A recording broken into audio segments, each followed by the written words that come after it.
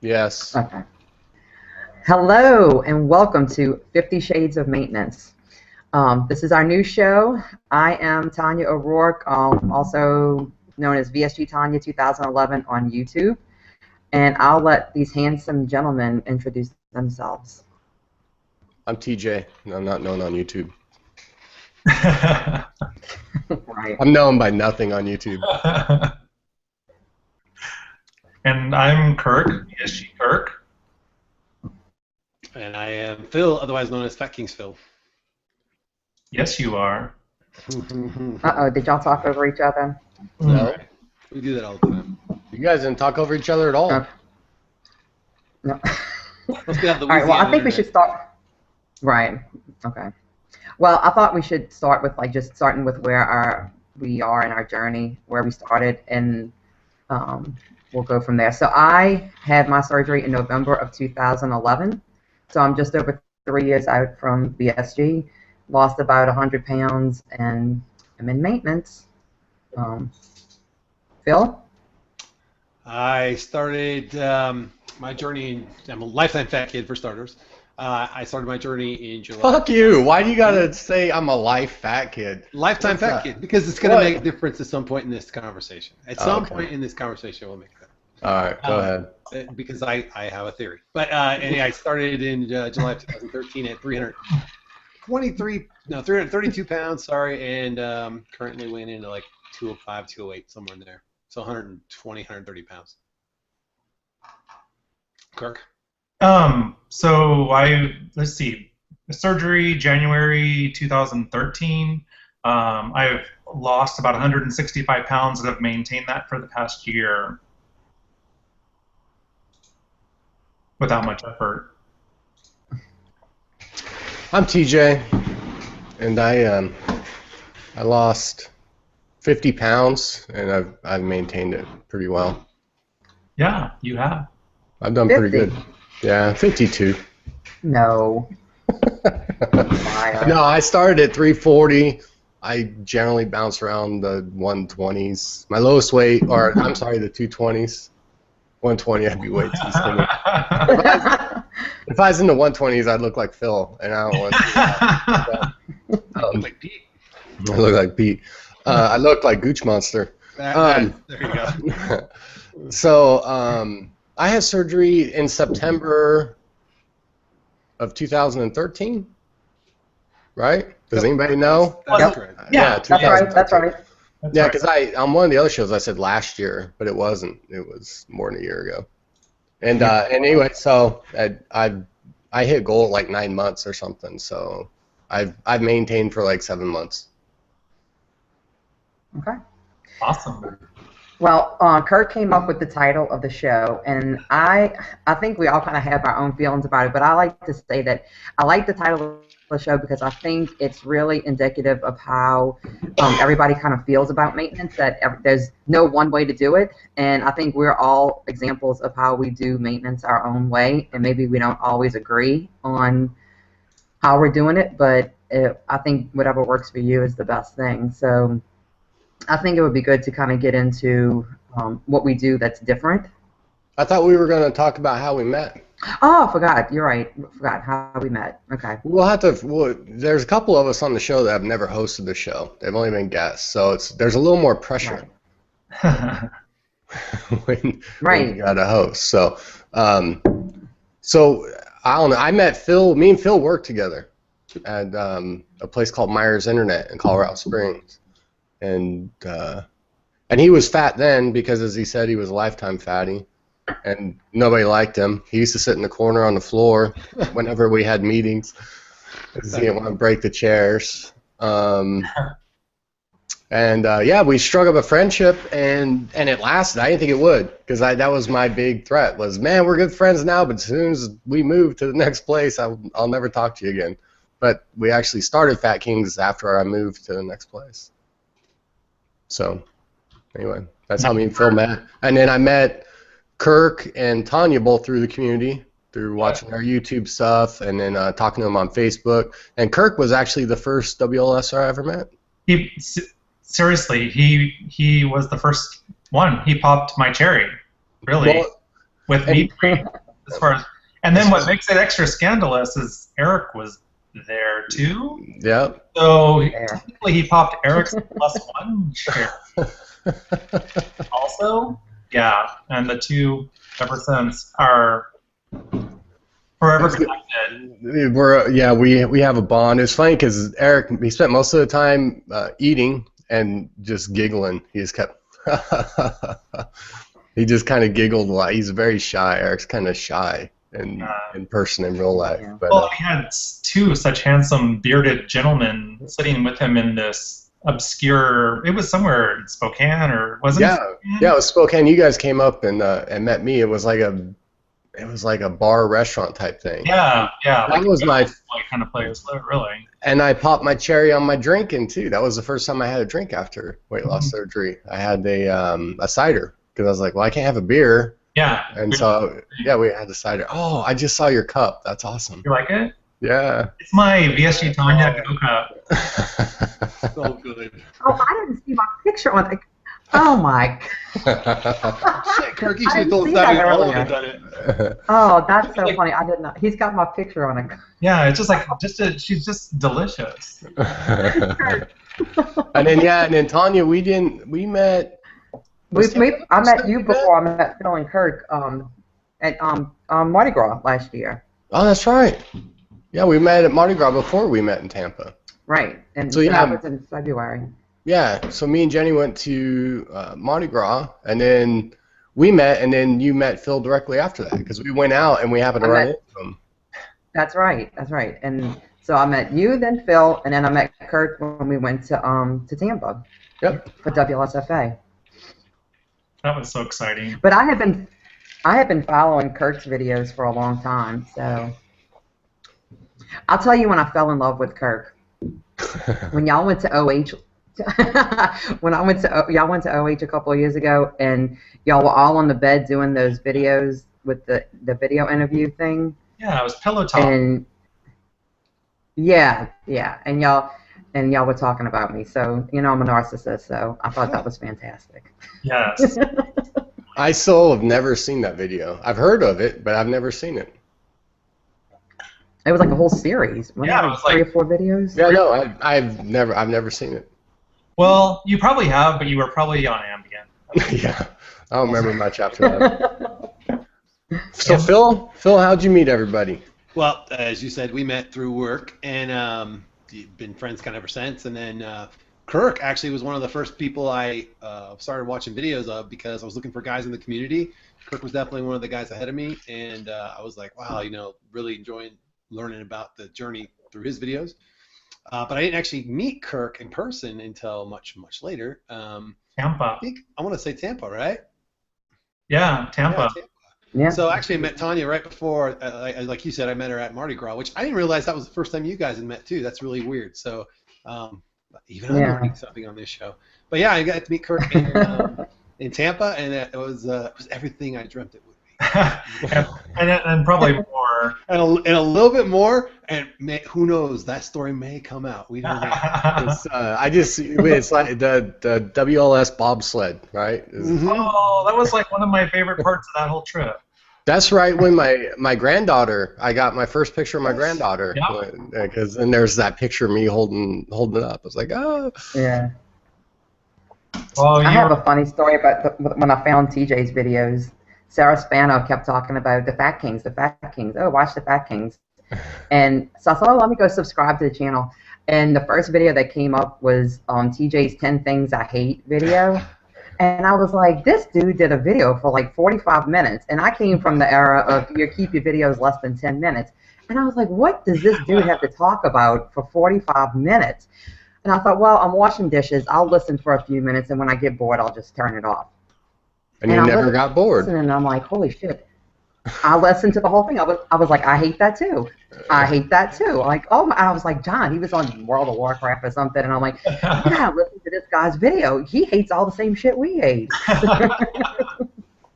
Yeah, because I had talked about things I hated at some point, and people had asked for that video. So anyway, once I get talking, it's very hard to get me to stop. So when it's just me on my videos, they were always epically long because I like to talk. You always have something great to say, though. Sometimes, I mean, usually it's a lot of babbling and then something really profound and then a lot of babbling. Like, somewhere in there, there's going to be something interesting, I guess. But Hey, even a blind squirrel gets a nut once in a while. that's right. So I just talk until something decent comes out of my mouth, and then. Wait, speaking of nuts. Oh, look at that! So this is my snack for the evening. If you want to know how I maintain this girlish figure, That's awesome. On TJ Nuts, Salty Nuts, on TJ's Salty Nuts. The sock picture, the infamous sock picture. That's awesome. That's actually still publicly available, I think, on my personal Facebook. Oh, that's right. Yeah, totally. Oh yeah, it might be. Not that I look at it every single day. Just every single night right before bed. Just right before bed with my own sock. I like that you're looking at my picture when you have nuts in your mouth. That makes me happy. Maybe the first time. That's the only way Phil could get hard. Right. I can tell. Phil's just like, I can just see him. Just fucking, I should not have done this show. I should not have done this. This was a big mistake. It's funny because Phil was pushing so hard for the show to be taped. He's like, so we're going to tape it, right? So it's not going to be live, right? So No, it needs to be live. I mean, that's the only way that it's fun. But, so Tanya, you were saying that we should talk about maintenance, about our different takes on maintenance. I think probably the most hardcore maintenancer is Phil. But here's my thought, and you guys can tell me if I'm wrong. But I don't think any of us have actually changed from whenever we were fat. Phil works out all the time, just like he did before he went on WLS. But it just now he gets results, and like I don't do a fucking thing, just like I did beforehand. I can't eat anything, so I still stay skinny. I don't know, is that the case for you guys, or can you honestly say you're doing something different now, consistently, as before surgery? Yes. I'm very different than I was before surgery. I lived on potatoes and pasta. I was thinking more exercise, but yeah. Oh, well, I'm more consistent now. I went through phases where I would exercise a lot and then not, and then exercise a lot and then not. I think now I'm more consistent with exercise. Listen, Tanya, this relationship is only going to work out if you're honest with us and the viewers. What? Are you saying I don't exercise? I'm not saying you don't exercise. You should see how she. Okay, so you should see how she jumps and stretches for beads. Like that has to be like a jumping jack. Like beads, over here, beads. Yeah, I think after all these years that she's been doing it, that she just won't get excited by the beads. But well, and that's why her arms are in such good shape, because she can just say, "John, I want that." John, I want beads. John, look at this. So yeah, I mean, her arms, her fingers are fierce. Like she's the best lesbian because she's so well hung, right? Is what the. Or I won't even say it. So I don't know, Kirk. What about you? I mean, what is your? Do you feel like your workout or your? Well, let's just start workout. We'll get into food next. But your workout. Do you feel like your workout routines are different now than before you had surgery? Honestly.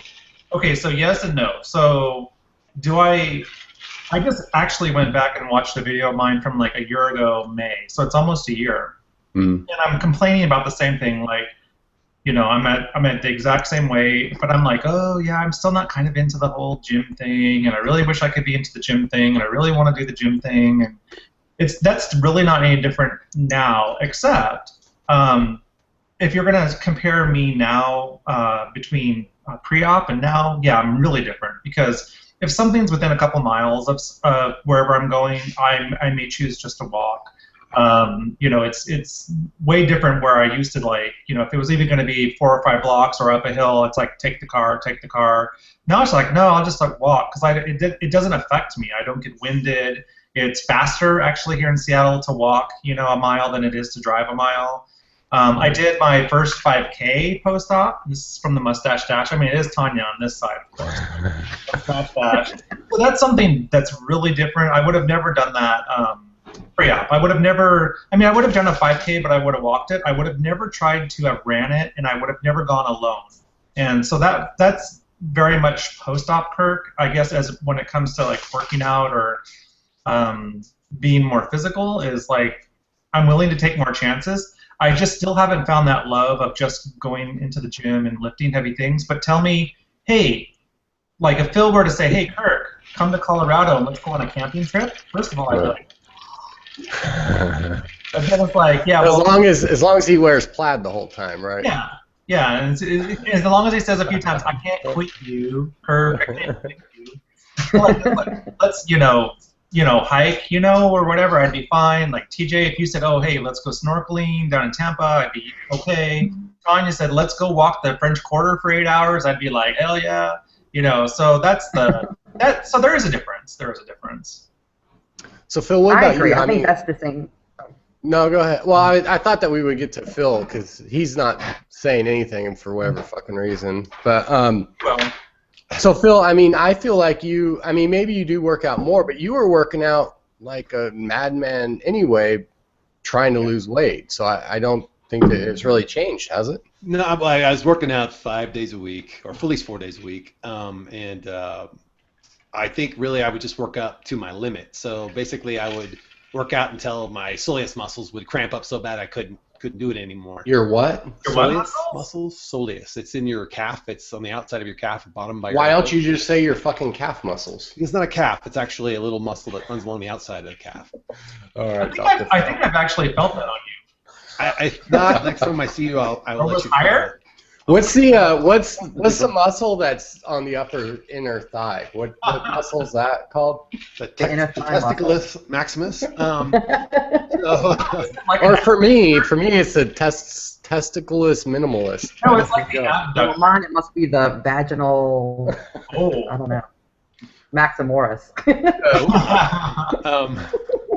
So Go ahead. You no, worked so out now until I your could just- calf hurt. yeah, I could just I just would work out to where I could not work out any harder, so I would hit a wall, and so I always felt like I was capped out there. I could not do more. I couldn't push any harder than I was already pushing, and that got really frustrating because I wasn't getting any results out of it from a weight loss perspective.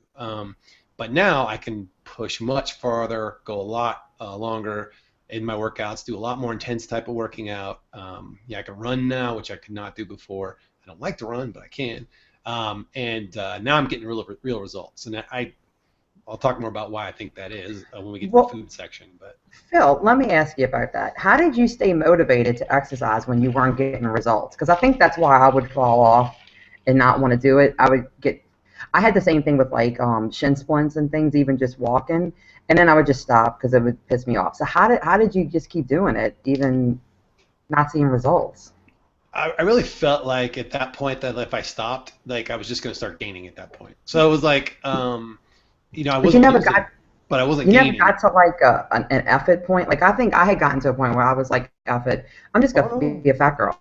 Like that's just like who I am. I got very close to that. And this really impacted more into my personal life, but in my social life. But I did get to a point where I'm like, well, fuck it, that's it. I'm gonna die early, and I'm just gonna try and maintain what I've got till I'm in my late 50s, and then have my heart attack and check out. So I really did kind of get to that point where I was like, well, I'm just gonna have to keep doing this and being miserable and keep pushing it. And I know that people were looking at me in the gym going, how the fuck is that guy working out like that and still that fat? Like, I know they thought I went home and ate pizzas and donuts all night. I mean, all right, well, hold on. This is turning into a pre-op show. This is a post fucking goal show. So let's stop. I mean, I was being analogous about it. I was saying that I don't think that really after goal, I think you kind of go back to the way you were before. I mean, there are subtle changes, but I mean, exercise-wise, if you were somebody who was hitting the gym hard pre-surgery, you are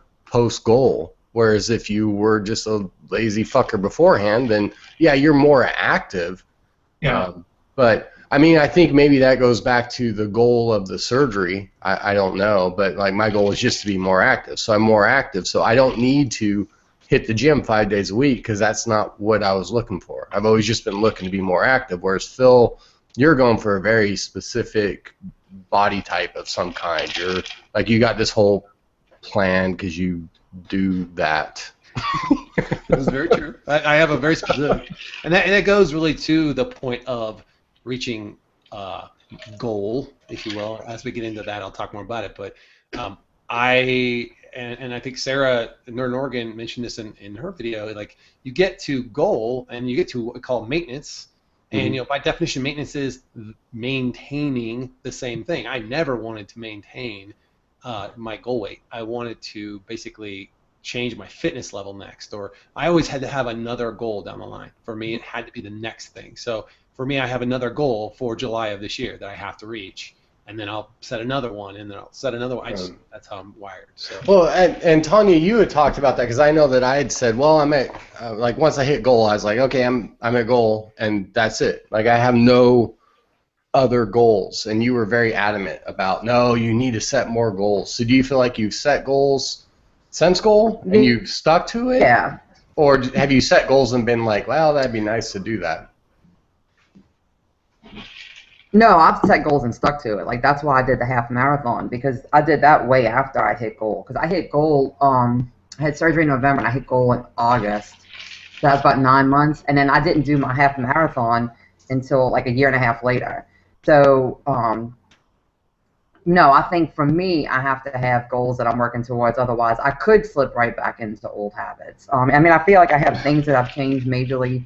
But I was super lazy before surgery, and I feel like now, I mean, I'm a go, go, go. Like, if we go on vacation, we're not it drives going me to nuts. So now you guys, right? If you ever you're like, oh, you know what? I'm gonna invite Tanya and John to come hang out. Is like, I don't think you understand what that entails, because Tanya looks everything up. She plans it out. Like, when we went out to visit there, Jenny was like, let's just go for the weekend. I'm like, no, we need to go for a fucking week, because Tanya's going to run us into the ground if we're only there for 2 days.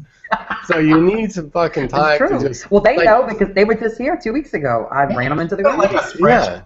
And like schedule and...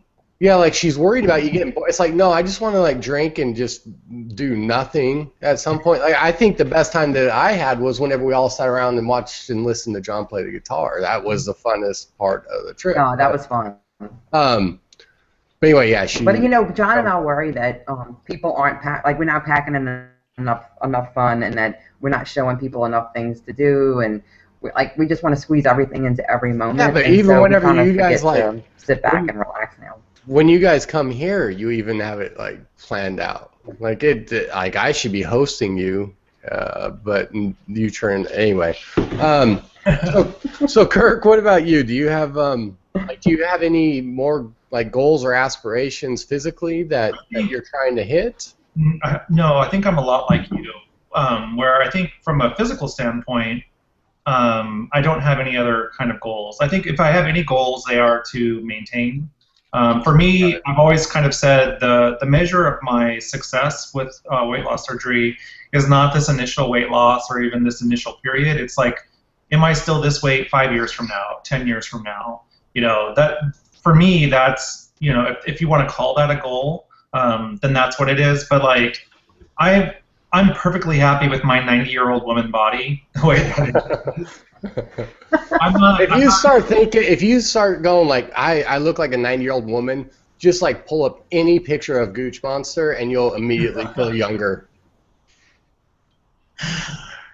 Go ahead, sorry. But there's something to be said, about wanting to, because I think I might be interested in plastic surgery someday, maybe, but I kind of want to see what happens from a physical standpoint. I don't think I've given myself the real opportunity yet to sort of transform from a physical standpoint. Like, I don't even think we were off the plane for 10 minutes when we saw Phil and the gang, and the first thing all the ladies were like, oh my God, you know how strong he is. You know how hard his arms are. Was it his arms that they were talking about? Yeah. Oh, it was? Okay. Yeah. Sorry, but I was just like, so, there's part of me that was kind of like, oh, it'd be nice if not necessarily the attention, but just like knowing that, maybe things would be. I don't know. I don't know. But as far as like weight loss goals, like I definitely don't want to lose any more weight. It actually takes some effort to sort of maintain. This way, I watched a video of myself last year and then this year, and I weigh the same, but I look physically different, and I don't know that I necessarily like the difference. Yeah. You know, and that. Why so? Wait a second. What do you mean by that? I think. Oh gosh, this sounds not horrible. So the at the surgery center where I go, I also get like I occasionally, not recently, have done Botox, and I'll do the IPL laser. And the medical assistant who does a lot of not the Botox, but she does the IPL, was like, oh yeah, I went out on a date with a guy, and I asked him instantly which weight loss surgery did he have, even though he never mentioned he had mentioned to her that he's had weight loss surgery.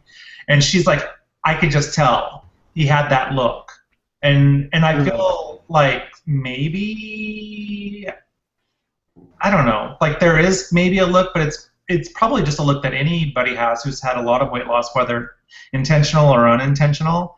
And so I think at least in my face last year, I looked a little bit more robust. Now it's like a little bit more. Right, it starts sinking in a bit, settling in.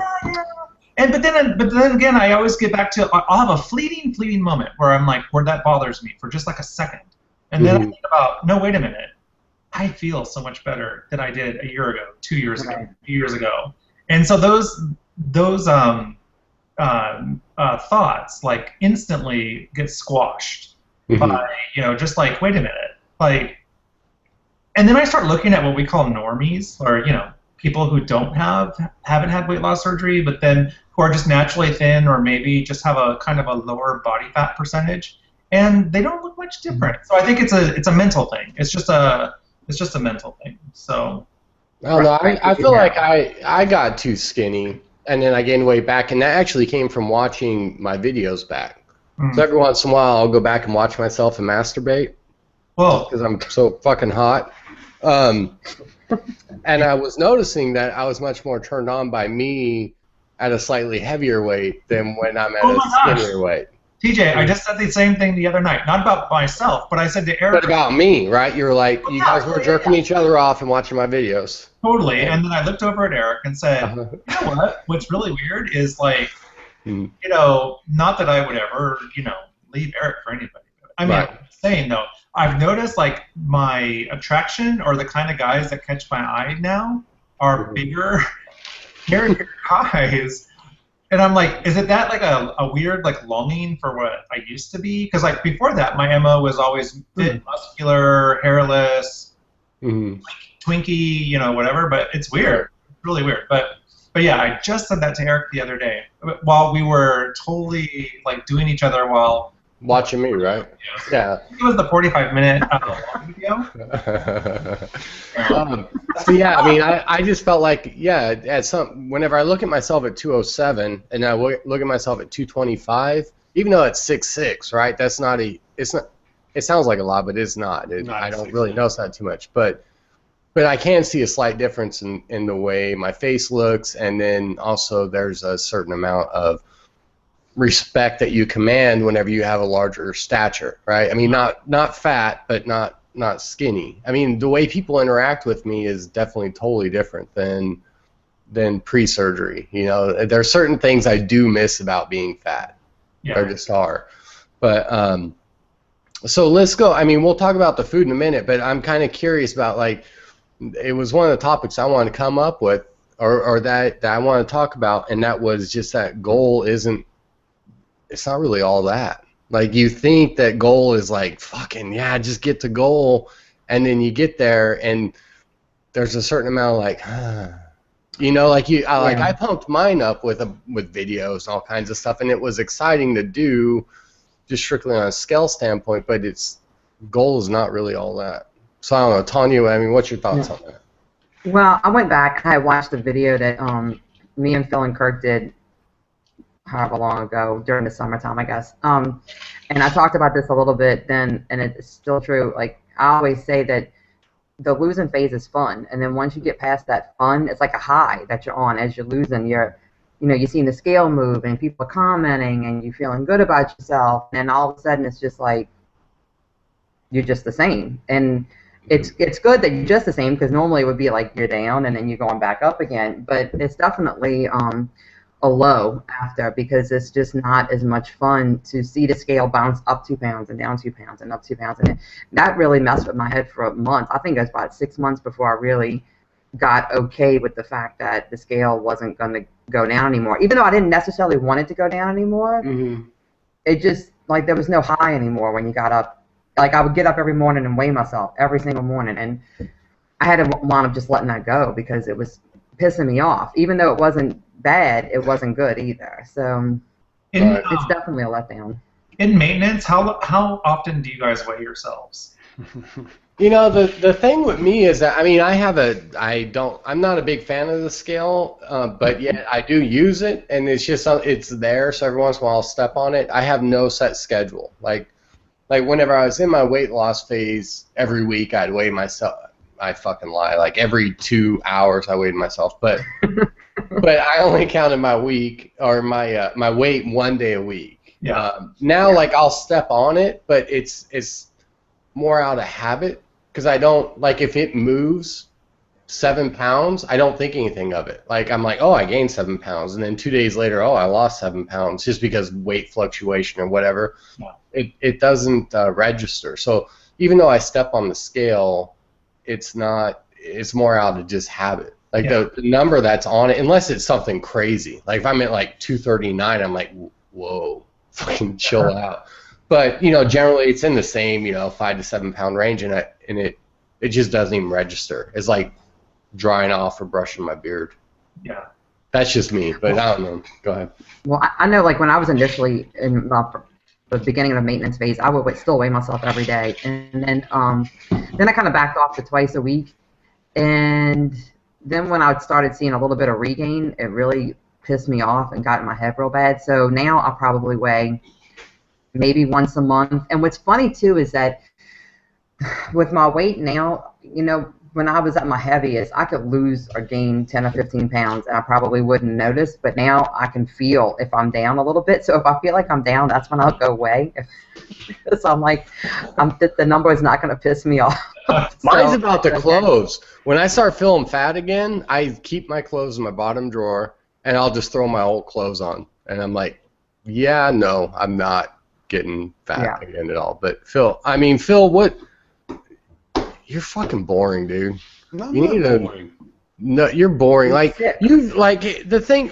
Well, that can happen.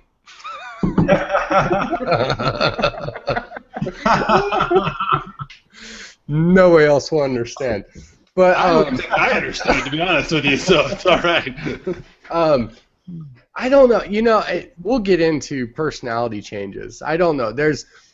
Anyway. So Phil, that's a whole other topic. What's your thoughts on that? I still probably weigh daily. I'm not every day, but I'll weigh multiple times a week. The only one that counts, I only really track the Tuesday weigh-in like I've always done. But even then, I don't really track that anymore. I only track the ones from my nutritionist's office, because I get a little bit more information out of that. What is that weight? Is it water? Is it body fat? Is it muscle mass? Well, that's the thing. So are you more into your weight or your body fat percentage? Yes. Body composition is a big deal. Now, am I going to tell you that I wasn't shitting my pants when I stepped on the scale after Christmas and I was 211? Yeah, I was shitting my pants. But Pouch test. No, not quite. But I just had to go through that scare to realize that I just had to prove to myself that I could be okay and get it right back off. Just go back to normal. Just live your normal life. Don't go extreme. My initial reaction was to go extreme. Don't get me wrong, but I tried to fight that and just go back to it, and it came right back off. It just was doing what I was supposed to do, working out, and working out really helps me maintain weight. Eating changes my weight, whether it's plus or minus muscle or plus or minus fat. So. I don't know, man. Like I feel I feel a certain sadness for you, Phil. Like I feel like I don't know. Like you're just I don't know what you're going after. So maybe I'm wrong. I don't know, but it just seems like like you're diminishing it, like you're not enjoying what you've accomplished so far. Like you're just fucking set on the next thing, next thing, next thing. Like you're not enjoying anything that you've accomplished at this point. No, the nature, my nature is to, and always has been, and you're not too far off the mark, but my nature has always been to, okay, that goal's achieved, next thing. You know, and I've said it, and I think a lot of people took it in a positive way. I didn't mean it in a positive way. I said I didn't do this to be normal. I did this to be exceptional.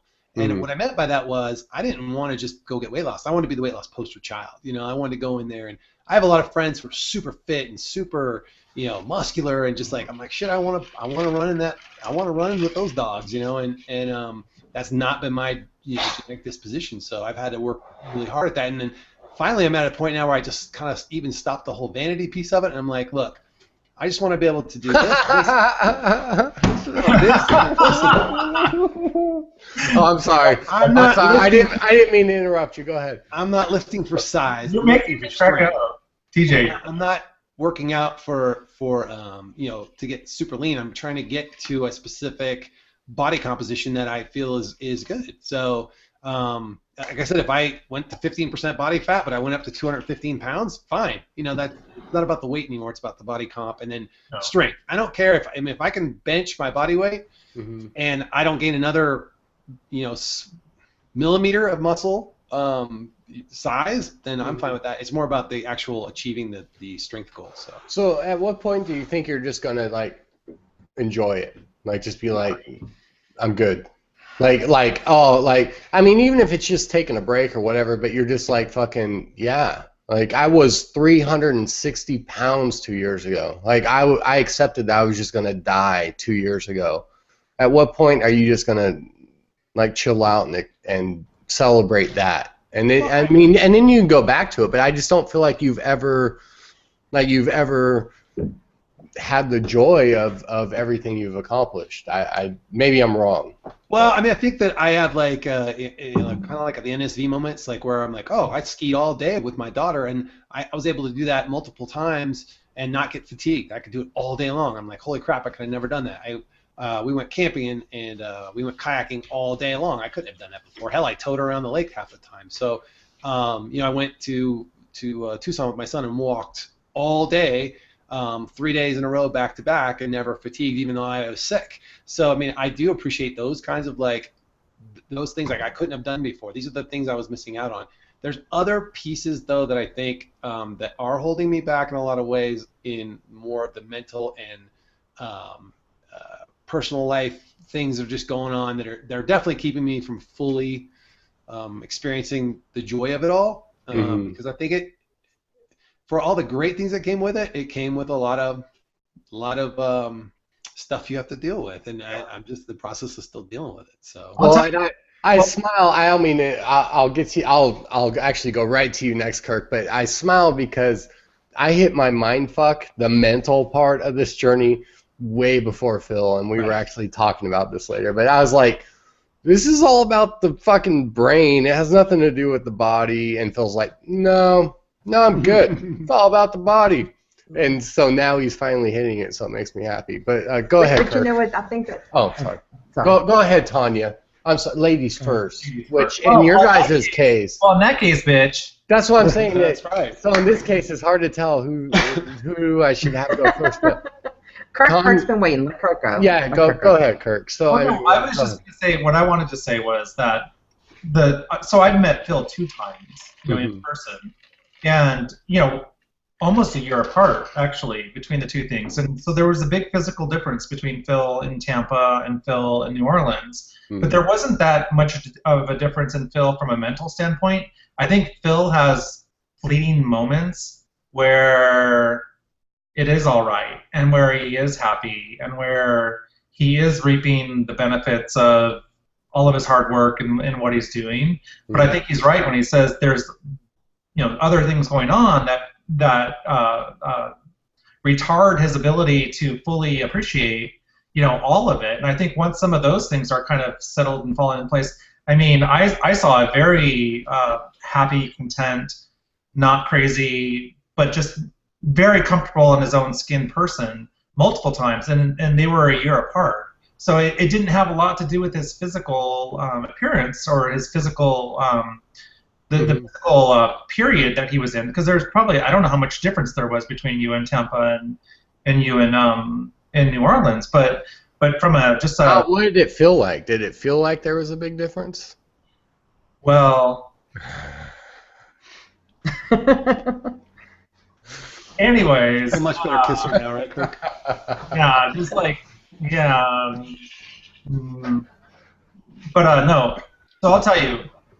I mean, I definitely noticed from like a mental standpoint, I do know for sure he's got fleeting moments where he's feeling just as good as probably TJ, you and I feel, maybe normally on a regular day, and Tanya probably, most of the time or whatever, but yeah, so I mean, that's what I wanted. I think he's being a little hard on himself saying, yeah, I feel it when I'm hiking with my son, and I feel like, I think it's more often than he realizes. It's just... So, Tanya, what were your thoughts you were going to say? Well, I was just going to say that I think in many ways Phil and I are very similar. And, like, you hit your crazy period, TJ, early. I hit mine late. And I think it's because, like, Phil and I are both very goal-oriented. So while you're focusing on this particular goal, you have tunnel vision. You're not thinking about any of the rest of it. And so that's why I think the mental stuff maybe hit us a little bit later. And I think that in the last, I don't know, like year or so, I've been able to relax with the hyper focus of following every single rule to the T, and letting it go a little bit, and especially like since I had this bit of regain and I've kind of stabilized from that. I think that was kind of good for me mentally too, because it made me feel like it's okay to relax a little bit, and I'm still way better than I was before, and kind of enjoy it more. But it took me a long time to get to that place, and I think it's going to take Phil a long time. We're very similar in that goal focus. See, I think that's probably right, because I'm not. I mean, I set a goal, and I just assume at some point I'll get to whatever my goal is, and if I don't, whatever, as long as I have a good time getting there. Doesn't matter what the goal is. So. Yeah, I mean, I'm very much the. It's funny because we were talking to Walter the other night, and just to bring it up, let's talk about it. Let's clear the air. Walter and Andrew totally stole Fat Kings from us. We wanted to do another Fat Kings show, and they said no, you can't have the channel back. So we had to make the second channel to do the show, and I'm a little upset by it. That's because you're skinny. Right now, Walter is like having anxiety attacks. Driving him back to liquor is what you're doing. No, I'm just kidding. But no, like Walter was very much picked because he's like me. Like, it's very much this emotional fucking, and so that's how I am. So maybe that's why I hit it sooner. So you guys are focusing on something like 5 months from now, 9 months. Like, I'm just focusing on like whatever's going on right now. Yeah.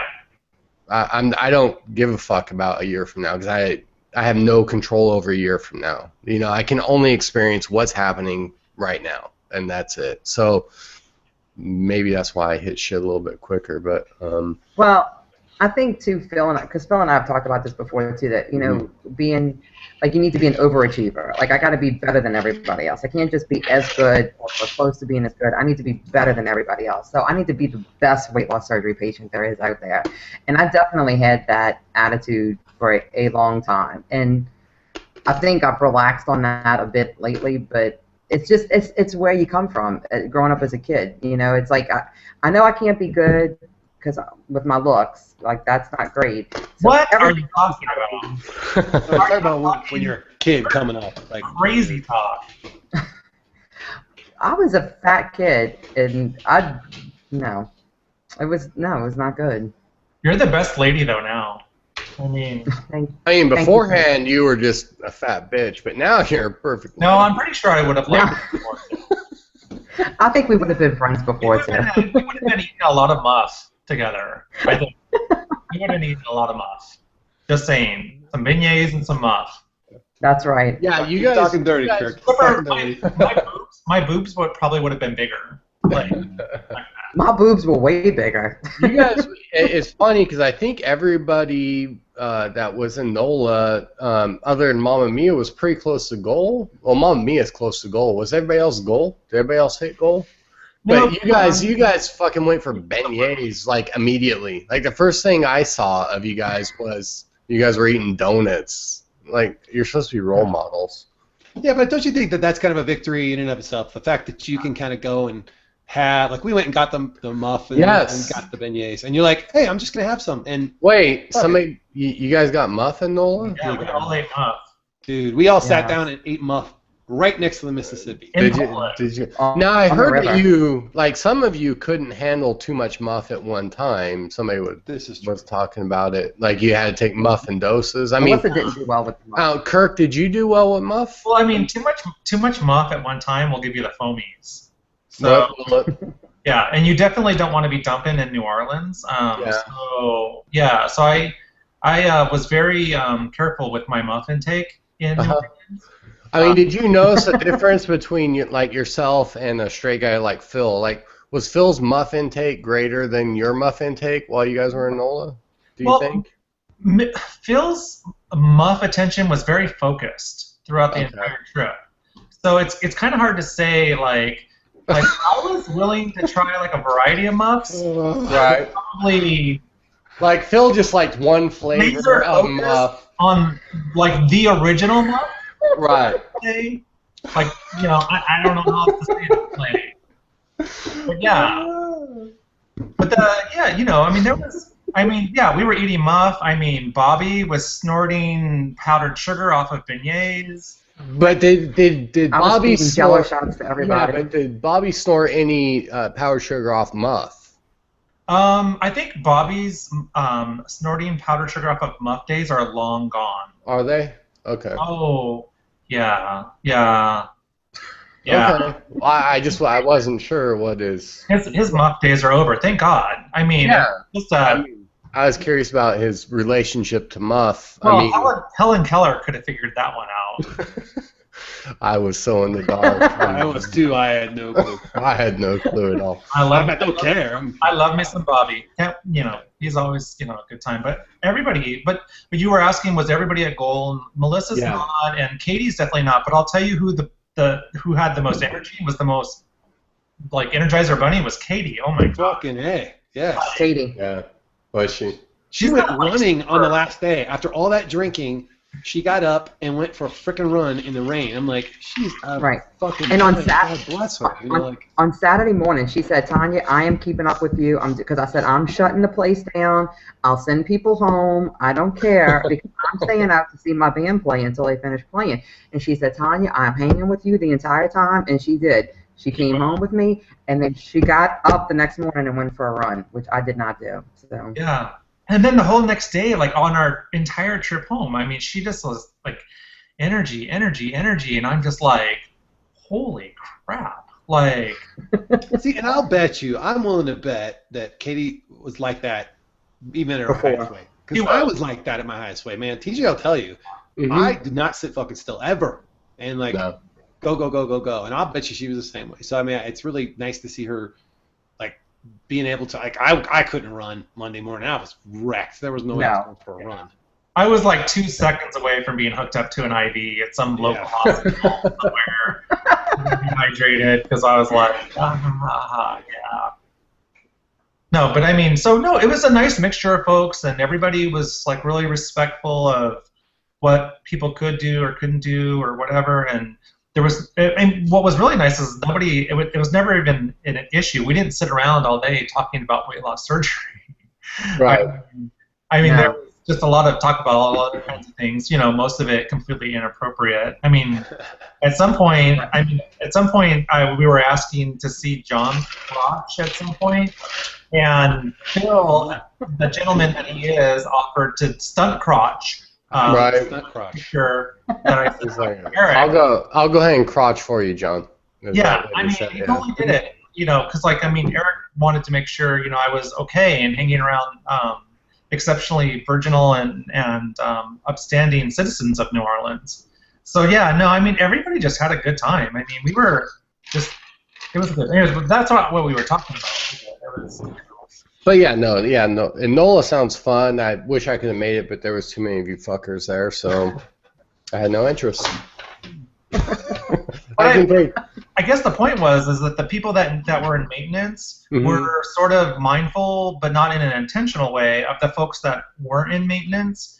So there was no like, oh, let's go eat like 50 beignets and pretend like that's normal. It was like we all just shared, and it was kind of like we'd order one of something and everybody would try a little bit of it. Right. And it was just so it was not much anything else. I take it more as we're basically like normies now. If you were on vacation, you would have your treats while you're on vacation, and you don't go overboard. You just do your thing. And I had told everybody before they came, look, we're going to be walking so much. It doesn't matter if you eat a beignet. It doesn't matter if you eat a piece of a quarter of a muff. It doesn't matter. You're going to walk it off. You're going to dance it off. And we did. And I think most people lost weight after because. Oh, I did, but it was all. I don't know. That's pretty rough though. Just like eating a quarter of a muff. Like, I think you would just go. I could barely get in a half of a quarter of a muff. It's kind of a tease. It's a tease. So let's get into. I have no idea what you were talking about, Phil, but you were talking long time fat versus normie fat. Like, let's just go there. Let's just get that out of the way. So whatever it is that you need to talk about, let's No. I just say in the course of the show, I think that you're going to see diverse opinions about things in maintenance, especially attitudes, especially when we get into more of the mental stuff. Yeah. And I've noticed this is pretty. I'm starting to see lines drawn, and I'm not trying to divide anybody, but like there's folks who are lifetime fat people, and the way that they see certain events in the weight loss process and the maintenance process, versus people who were once upon a time thin, got fat, then had surgery, and went back to being normal to their normal, what they consider normal. Right. Thin again. And I think we had talked about this once before, where you had said, hey, I felt like, after I finished my weight loss, I had woken up from a bad nightmare of 10 years, and everything was back to normal. And Tanya and I both had said, yeah, well, the problem is I feel like I'm still in the dream, and I'm afraid I'm going to wake up and end up back at normal, which is 332, 360. So is there an obsession? Like, I don't know, man. Like, it's a constant fear, dude. It's like a black cloud. It's like, that shit could get. I've lost it before. I could lose it again. You really. It's whether that's as you've also said, it may be an irrational fear. It's called irrational for a reason, but whether it's irrational or it's real, it's there, and it motivates a lot of decisions. It motivates a lot of behaviors. Self-weight. And we have a history of failure at this. And and that's our history. So there's no history of success in maintaining the success. So you have that natural fear that you're going to go back at some point. Something's going to happen, and you're going to get derailed, and you're going to go back. And I definitely still have. Go ahead. No, finish your thought. No, I was just going to say I still have the fear. So I still have the fear. I think it continues to fade the further I'm out, because this is definitely the longest I've ever maintained a loss like this. Well, I've never even had a loss like this, for one. And to maintain, I feel like every day I build a little bit of confidence, but I have 37 years of no confidence leading up to it that 3 years is not going to overcome, Are you trying to say you're 37? Did you really just say that? No, I had my surgery when I was 37, bastard. So, Kirk, I don't know your background as far as when you were younger. Are you lifetime fat, or you got fat later in life? No, I would say lifetime. I mean, like I can remember being like 12 or 13, wearing husky jeans or husky sizes, and then I remember my grandmother one time referring to me as being portly. Thanks, Granny. Yeah, it's like an old-fashioned term. I remember, as a freshman in high school, I had to buy some overalls for a play or a show, and they were size 50 from Sears. So I would say, I like that, because I got Kirk on my side now. So I'm blowing your theory out of the water, Phil. I feel that me and Kirk have a very similar view on life after goal, and it's not necessarily just a normie thing. But we do. But TJ, you and I both take a lot of drugs and we drink a lot. That's true. So, I mean, That's true. Phil is very much like us when he's on drugs and drinking. Altered when he's altered. Yeah, and Tanya for sure. It's funny you say that because I actually, when I am drinking, it was funny. I remember this specifically. We were at the karaoke place, and I was pretty hammered, and I was just watching everybody have fun, and it made me feel so happy to see all my people having fun. Like I had not had that feeling for almost a year before, maybe not quite, maybe about 6 months, but like to see my people having fun made me just feel so happy. And that just enhanced that whole alcohol-induced, relaxation that I had, and it was it definitely. I take your point. Yeah, I guess when I'm altered, I actually do have a little bit. I think you're actually disinhibited enough to allow yourself to feel happy, as opposed to perhaps analyzing it all. Yeah. Where that switch kind of just gets turned off for a second and you jam into Guns N' Roses. Yes, that does happen. I got video. No, you don't. Don't make me break it out. Nope. But yeah, and here's the other thing I've noticed about you, Phil, is like I think you're a lot more confident now because I've noticed that you're no longer you're no longer natural medium brown anymore on the face, and I even went out and bought the Phil Just for men. Because I want to have that kind of confidence that you have when you walk off of a plane and you've got all the ladies eyes all over you. Like, so my next shade of gray is going to be the Phil just for men. I was wondering where it was going to be.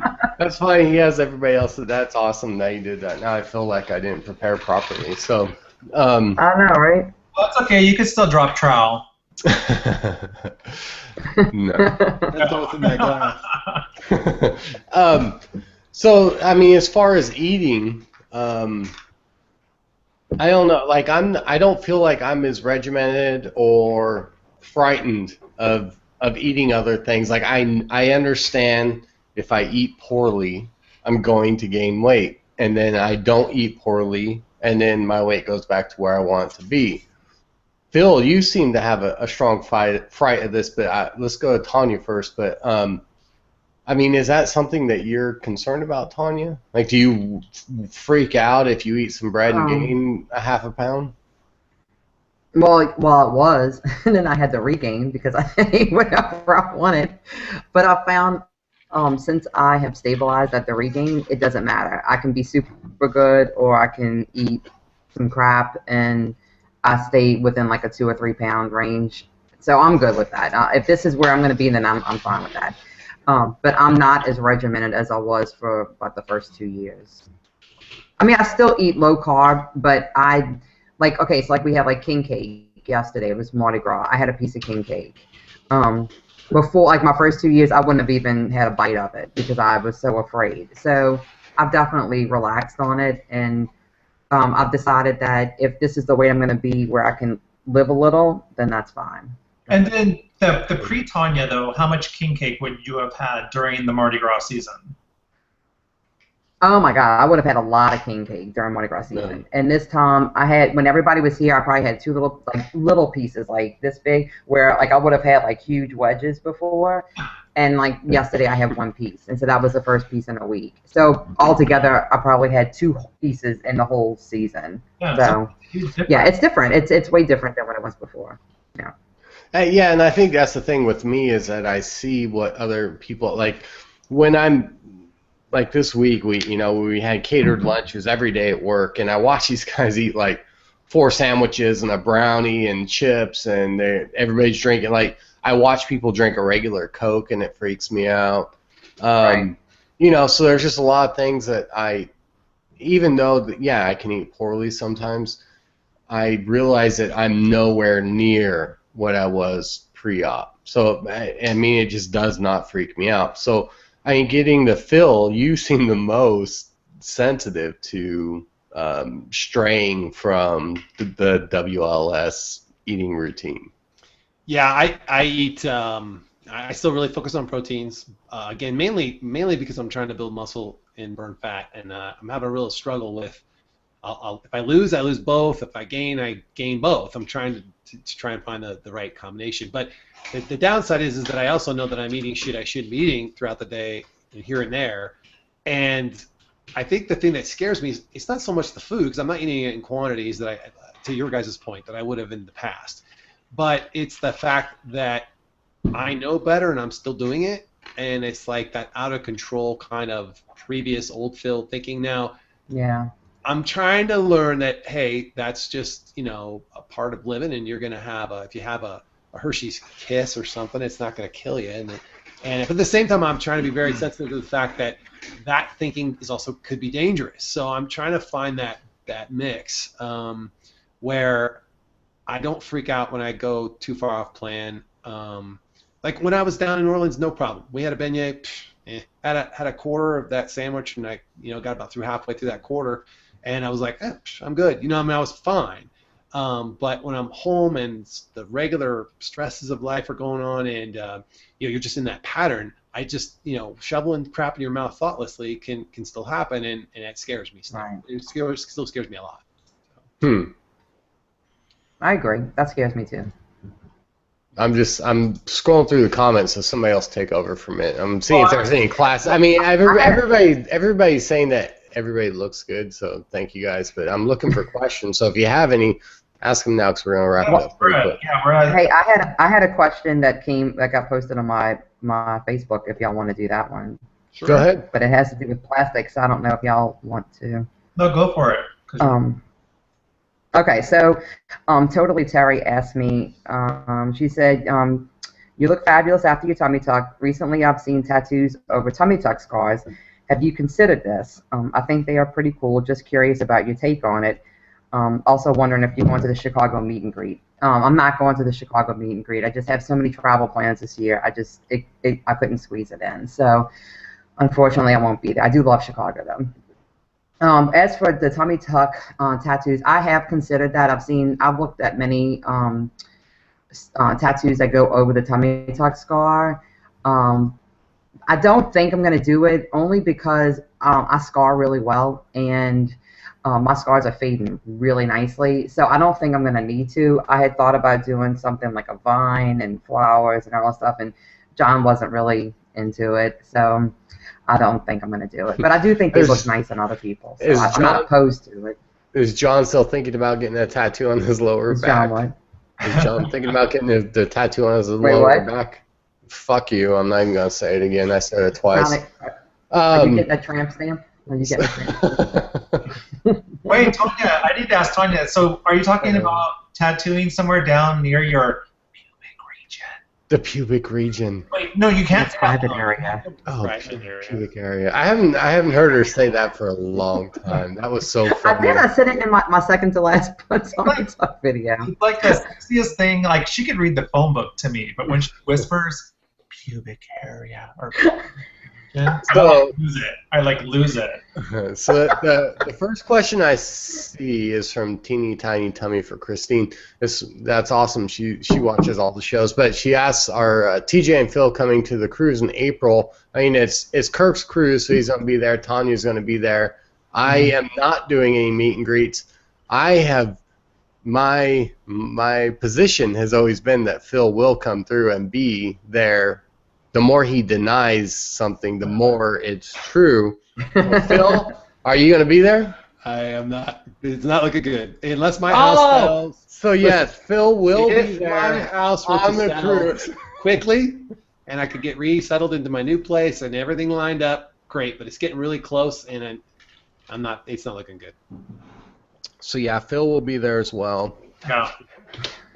I want to be, but if I was going to go, I'd be going for the cruise. Start reposting Phil's house ad right now, everyone out there in interweb land. Yes, if you guys want me there, somebody could just buy my house. This would solve all the problems. Well, and Katie and I will share our cabin with you. Katie and I will share our cabin. Sounds good. I get the top.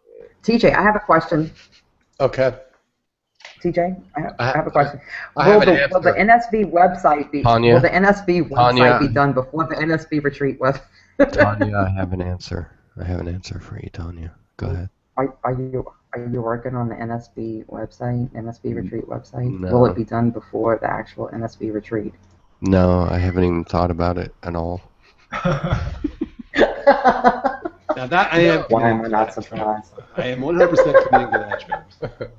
Okay, so yeah, Phil will be at NSV. I don't know. I mean, I'm somewhat committed, but I don't know how much I'd be able to do because my shoulders are fucked up. And my doc says Okay. don't, because of my surgery. So, yeah, I could. I could go ride the ponies or something. So Walter says, what the fuck? Eric was supposed to be naked in the background, and you did say this. Where's Eric at? Well, he's either watching this secretly or he's studying. Oh, Gastric Rose is here. I think the challenge on.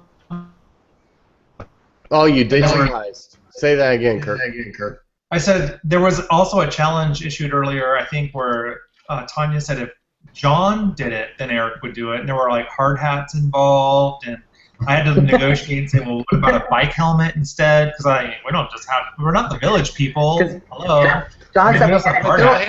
I had to have hard hats because When you come out of the closet, they don't give you a hard hat and like an Indian headdress and all that stuff. No, we just get toasters. We get toasters for recruiting. We get toasters for recruiting more folks into the fold. Yeah, I mean, come on. Bill, I've already got a nice one with your name on it. Well, yeah, I told you if I switched teams.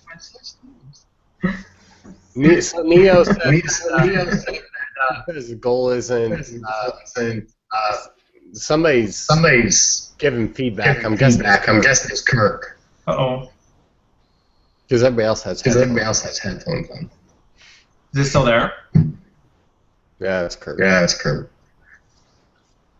May have to mute. I don't have control over it. No, he may have to mute. Oh, there it goes. Okay, it's fair.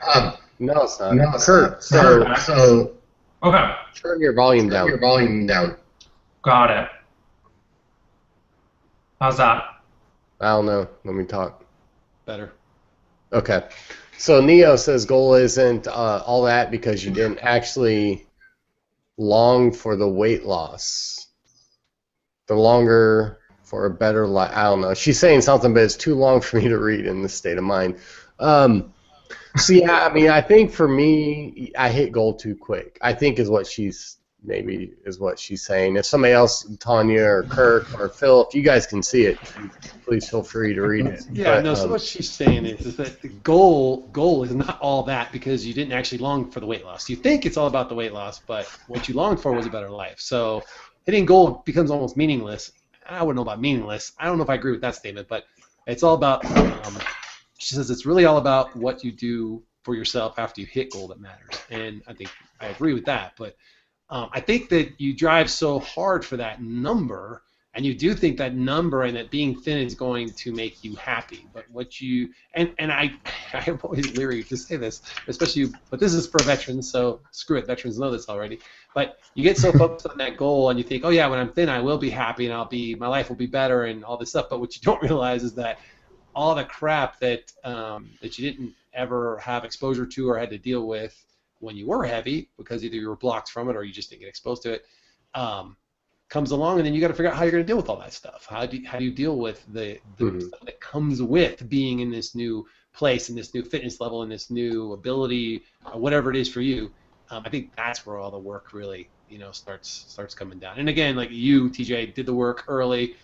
Sarah's another one who did the work while she was losing the weight. I don't know, Tanya and Kirk, where did you guys kind of land on? I feel like I didn't have any expectations. Like I really honestly didn't have any expectations. I had no goals when I had surgery. I wanted to be off of high blood pressure medicine, and I didn't want to die when my kids were little. And like that was my two goals. I didn't have any expectations of what how I was going to feel in a smaller body and how I was going to feel dressing a certain way. And those are the kind of things that mess with my head afterwards. But I honestly never thought about it before I had surgery, or even probably in the 6 months after surgery.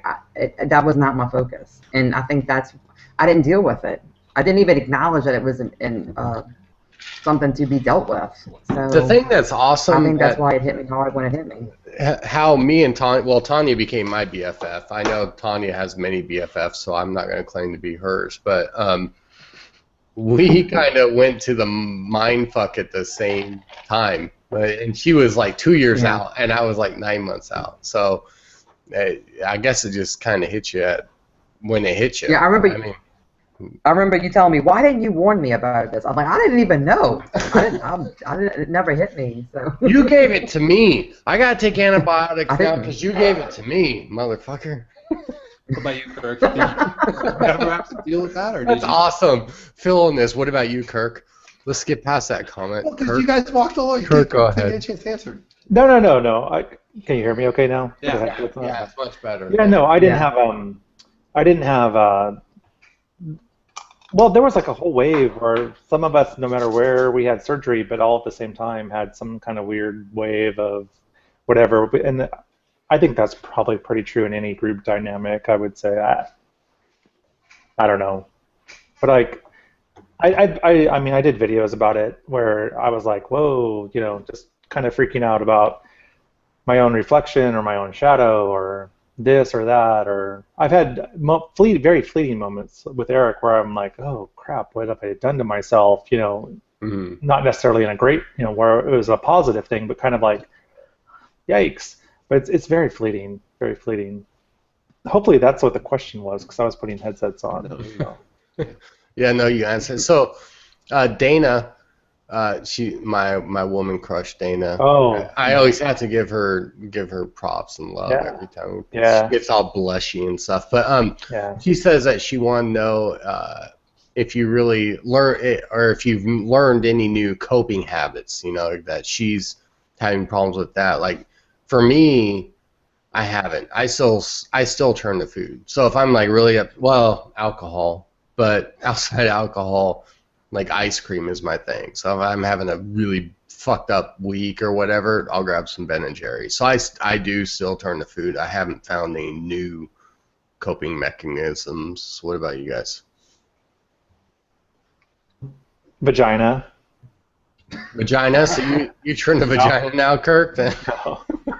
It was kind of quiet there, so I had to say no. Somewhere Corey just cringed. So I know, yeah. You can't Corey say just vagina. He just vomited. He just turned us off. I can say for me, when I'm super stressed out at work, I'll take my lunch break and go shopping, and I won't actually buy anything, but I'll try on clothes, and it'll stop me from eating, and I kind of appreciate what I look like now.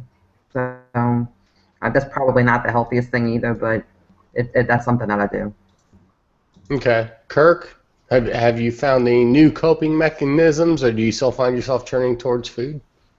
I mean, sometimes. I mean, it may have something to do with the types of food that I'll have, but certainly the quantity is so much different. But like, yeah, maybe a rough day, I'll pick something that's kind of Mexican influenced. Like the other day, I was like really craving. Like in the old days, I would have wanted to load up with steak nachos and extra cheese and guacamole and all that kind of stuff. Where the new version of me made a tortilla-less chicken tortilla soup, and so I still had the same sort of satisfaction of having something that I find comforting, I guess, but just in a different version, and was just as happy. But I mean, it still has something to do with food. But I mean, I think I travel a little bit more. I probably spend more money. Yeah, I do have a transfer addiction, actually. I get a lot more massages than I used to get. And that could be a whole other show. When you say massages, is this a rub and tug, or is this an actual? No, this is legitimate. But we can make a whole other show about that, because that not only does it kind of feed into that sort of self-care thing, but it also has to do with body acceptance and getting used to people seeing you and being comfortable with your clothes off. So like, I mean, we can do a whole other show on massages and Korean spas and all those kinds of things. Being naked. Yeah, being naked. Good. Yeah. I mean, my dog now doesn't, like, most people, when their dog sees you taking a leash, they know, oh, it's time to go outside. My dog sees me putting pants on, and she knows that means we're going outside. I hardly ever wear clothes in the house. I'm like almost a full-on nudist. I mean, literally, Eric had to tell me to put pants on the other day while we had people over. We came back from the bar and whatever, and I was just like got comfortable, and I literally was just sitting here in my desk chair, probably, with one leg sprawled over an arm or whatever, and in my underwear. He was like, yeah, you might want to put some pants on because my friends are here. And I was like, well, they're kind of like long shorts. I mean, they're not like, and they're all like, yeah, no, maybe you should put some pants on. So that'll be another show. So Phil, as far as you, I mean, have you found new coping mechanisms? I'm assuming that yours is going to be working out, but anyway, answer the question. No, I'd say if I'm at work and I'm stressing out, yeah, working out is clearly it. But if I'm home, I still find myself going to crappy foods like tortilla chips and with cheese on them, or things I could choose better with. And then alcohol. I've had more alcohol consumption in the last 12 months than I probably had in the last 10 years before that. I mean, on average, I drink more often, but not to the point where it's. I know that we're way over, but I think that we need to address the alcohol thing because I know for me. That could be a whole other show. I mean, really, that could be a whole topic. Okay. We'll do alcohol next time. Just so you know, Sleeve Rocker says, Phil, he's saying you're not eating right for the muscle building. But here's my thing, Phil. I'm going to answer for you, and then you can answer for yourself. But like, he's going for something weird, like some fucking endurance. Like, I want to be able to lift myself up with one hand 800 times in a row or something thing, versus like building muscle. So Phil, why don't you can you articulate in some way what the fuck you're trying to do? So I am working with a nutritionist, just so we are clear. My goal is basically I do a workout that's basically, I don't have to explain it in order to get you to where I'm trying to get to, but it's pull-ups, cable pull-downs, chest press, curls, and then squats. But my goal is to get the pull-up, and I do the 50. So I do 10, 9, 8, 7, 6, 5, 5. Why?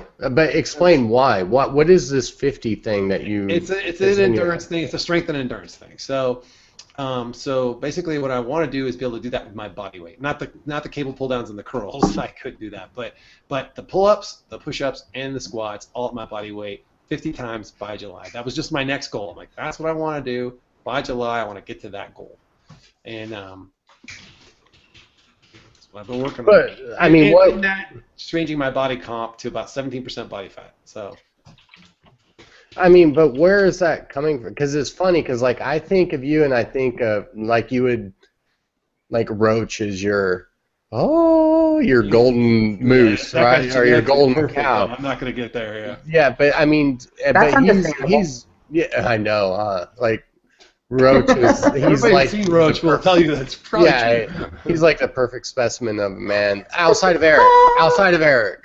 Gotta throw that in. Yeah.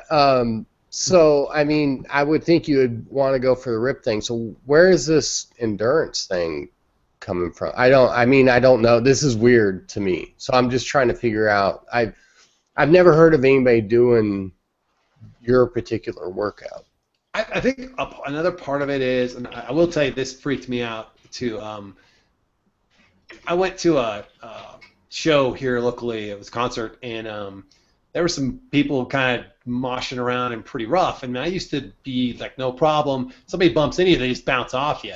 But at 130 pounds lighter, man, I was getting knocked around pretty good. It kind of freaked me out a little bit because I didn't have that like presence, And I think that also kind of made me want to bulk up and be stronger and have more endurance and strength. Just to kind of feel like I had that presence again, whether it's in my head or not. But yeah, I don't know. It's just. We can talk about this too. We can talk about negative side effects, but like I started when I. But you know what? A topic. Oh, go ahead. Oh, sorry. No, go ahead. Oh, I was gonna say a topic for another show would be the opposite for me is being a 270-pound woman, and people bounce off you. Who cares? Like nobody pays attention to you. But then when you lose the weight, you're looked at in a different way that you're not prepared to be looked at. And I had a discussion with a couple of girls today about this, and when it was never part of your world to be looked at as a smaller person, you're not mentally prepared to deal with that. You're like, I'm a big person. I can protect myself. I'm the girl that goes out with all the other girls and protects all the girls in the group. And now I'm not that girl anymore. That's a weird place to be, too. So Yeah. I think I have the opposite issue.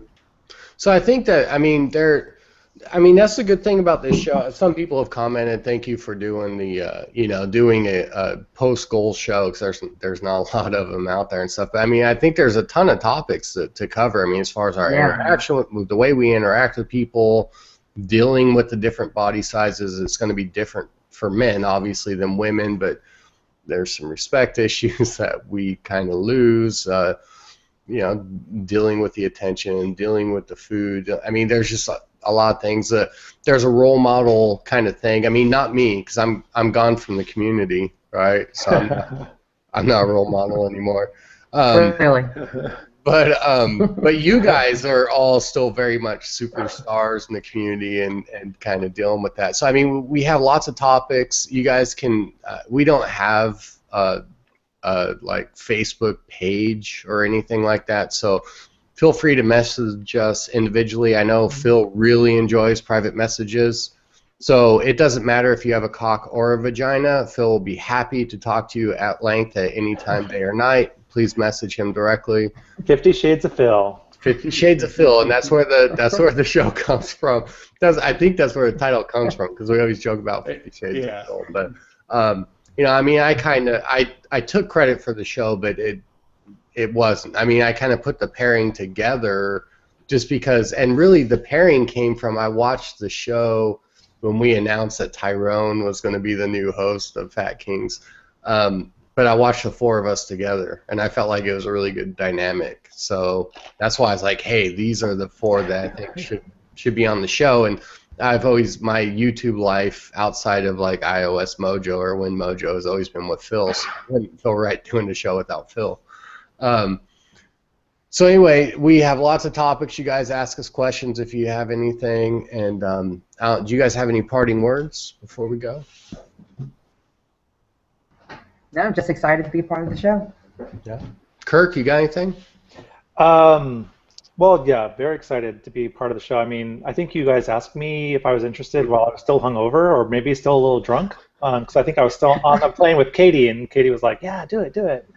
Well, wait, just so you know, you were completely set up, because I talked to Tanya before she gave you a ride, I think, to the airport. Oh, yeah. And she's like, I'm going to have him alone in my car here shortly. I was like, well, fucking close the deal on that shit. Do it. But I if I was ever going to do a show, I can't think of 3 people who I wouldn't love to do it with more. We would love to. We would all love to do it with you too, Kirk. But now hold on. I'm going to extend the show just a minute. Do you feel any? And I guess this is for Tanya and Kirk. Do you guys feel any jealousy about the love that your significant others get from the community? Because both John and Eric are very coveted. Yeah, they're very sought after people. Kirk, you go first. You broke up. I didn't break up. You broke up when you were asking the question. No, I didn't break up. You have a bad connection. Kirk, you go. I'll ask you next, Tanya. But Kirk, you go first. Do you feel anything about the amount of attention Eric gets, even though nobody ever sees or talks to him? No, I love it. I can be very superficial and say, hey, when you've got a nice car, you want to take it around the block so a few people see it, right? And admire it, but let's not go there. But yeah, no. Eric and I have been together for 12 years, and he's as beautiful on the inside as he is on the outside. So he deserves any bit of attention that he gets, and I really wouldn't be where I am right now today with my success without the support that I've had from him. So I say it's all fair game. What's he going to specialize in? Has he thought about going into surgery and doing weight loss surgery, or is he going to be GP, or do you know? I don't think he's interested in weight loss surgery, and I'll let him answer that maybe someday or sometime. He's still in finishing up his second year of medical school, so you figure at this point he's been in school a really long time, and they're all still kind of learning like what specialties they're going to go in. I mean, I certainly have areas that I'm trying to push him in, and no matter what area he goes in, we can still have Botox parties, ladies, gentlemen. So I don't care if he's a freaking dentist. I mean, we're still going to have Botox parties. He's got that prescription pad, baby. That's all. Yeah, I mean, hey, right, and samples of the blue pills. The blue pills, the vitamins. Yes. That's what you could do. You just need to start a site that he just writes prescriptions for the little blue guys. So Tanya, the question was, do you feel any jealousy or anything about the amount of attention that John gets from the community? No jealousy. I think it's fun. I think it's really funny when he has friend requests for other weight loss surgery people who aren't friends with me. And I think that's hilarious. But whatever's Eric too. No, I don't feel. I think it's good. I like it. I enjoy it. So Phil, why don't you give us any? What about you, TJ? Wait, TJ. What about you with Jenny? Do you feel anything weird that she gets attention? I mean, there's a certain amount, right? Because Jenny in the weight loss community is Penny Lane, right? And I mean, she has a picture dropping her panties and the whole Penny Lane, not her dropping her panties, but the whole Penny Lane thing. So she gets chatted up by a lot of guys, right? I mean, that's just going to happen because that's the persona of Penny Lane. I don't have a problem with it at all, no. But I think that it took her by surprise. The amount of attention that she got. So I'm fine with it. I mean, I'm whatever. You can call me an arrogant or cocky asshole. I don't feel threatened by any man. So. Or lady, or animal, mineral, vegetable. Well, maybe vegetable. Maybe vegetable. No, I don't. I think it takes John by surprise too. That people. It's funny because Jenny and John all that, very good friends, and they kind of put themselves in the community at the same time, right? Because I mean the dynamic was me and Tanya were kind of supporting each other through our little fucked up phase. So Jenny and John were supporting each other from a spouse's fucked up phase standpoint. So they put themselves out there at the same time, and so I think they get they're both very introverted people, so they don't know how to handle it. But anyway, so Phil, I mean, do you have any parting words, and then take us out so we can get out of here because it's been an hour and a half. All right, very good. Yeah, no, I'm definitely looking forward to some of the things we can explore here on this kind of a maintenance perspective and some of the crazy bullshit that comes with being at goal and the things that kind of drive you running for the hills sometimes from the community and the things that keep you in. So I'm definitely looking forward to that. I know we've all had those conversations separately, so we'll see how brave we are about doing it on a live channel. So looking forward to that. All right. And Phil gets to say the new tagline because he came up with it, and it's 8 sentences long. So. So go ahead, Phil. Take us out and then end the show. All right. Well, thank you guys for tuning in. Don't forget to tune in to Fat Kings tomorrow night. And until next time, remember, don't define your world in black and white because there's so much hiding amongst the gray.